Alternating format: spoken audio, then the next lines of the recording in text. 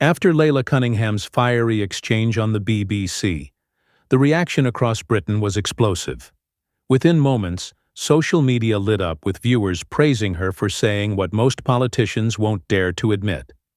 In a moment, we'll show you the clip and some of the public's reactions that followed. Many said she simply spoke the truth about illegal immigration, calling out how open borders allow unvetted men to enter the country and commit crimes. Online users pointed to shocking statistics and real cases, arguing that breaking into Britain without permission is already a criminal act. Yet these same people are often protected by a system too scared to act.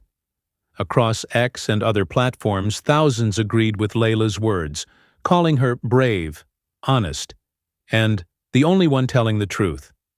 The response was overwhelming and impossible for the BBC to ignore.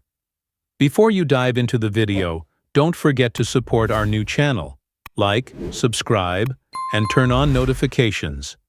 But look, generally speaking, we know that Reform is operating with a populist strategy, which essentially to me translates as say the most popular thing, which is often the simplest thing to very nuanced debates, get people on side and then iron through the creases once it's already too late. Now, I would love to ask both of you about, especially you, Layla. So whenever I see you on screen, it's a very weaponized politics. It's about identifying an enemy. If we get X group out, then we will no longer have problems. What enemy have I identified? Okay, so talk to me about immigration. So when I have seen you talking about clips where we're hearing the word Ethiopians and racist, and we're tarring you heard me say the word Ethiopian and racist? Yes. When did you hear me say that? Rapists. Rapists, yes, because there have been illegal migrants have been allowed into this country that have gone on to sexually assault girls. Correct. Do you condone that? Why are we tarring the entire Ethiopians? We've just spent the top half of this... Because it was... Hang on. I'm sorry. But when you allow people, unvetted men, into our country who you have no idea who their history is, and you put them in a town and village, and you subject them to young girls who are walking in the streets and they end up raping a girl or sexually assaulting a girl, of course I'm going to call it out. Listen, why is it not enough? Would you not think it's right to call it out? Why is it not enough to say, let's take measures on immigration? The minute you start We are taking measures on immigration. The minute you start referencing specific groups, the association in people's minds is, if I encounter an Ethiopian,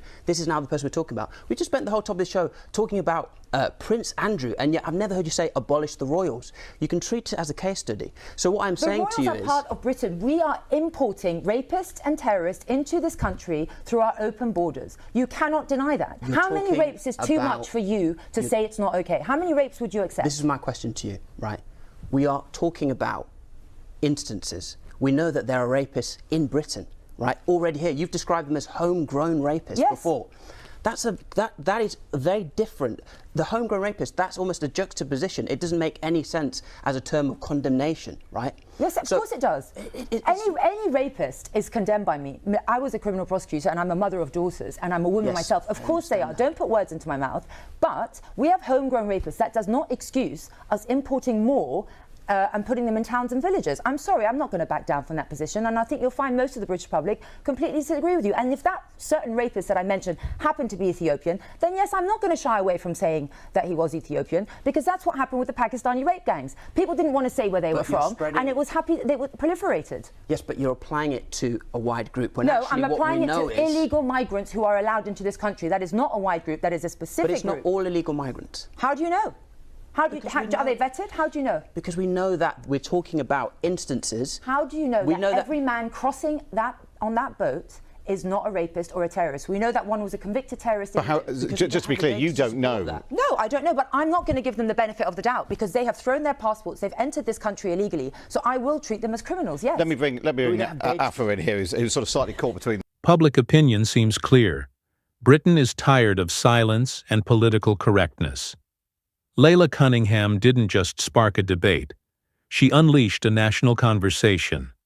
Whether loved or hated, her message struck deep. Watch the clip, see the reactions, and decide for yourself where you stand in this growing divide. Don't leave without liking, sharing the video, and telling us what you think below. Join in.